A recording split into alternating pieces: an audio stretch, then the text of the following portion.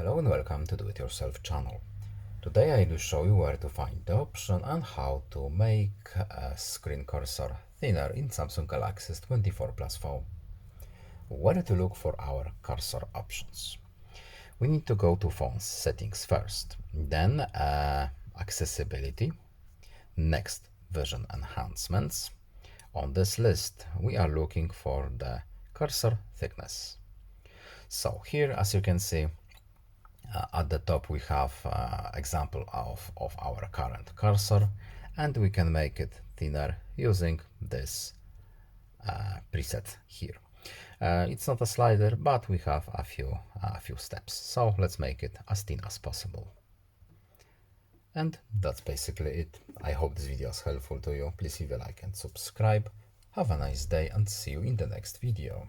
Goodbye.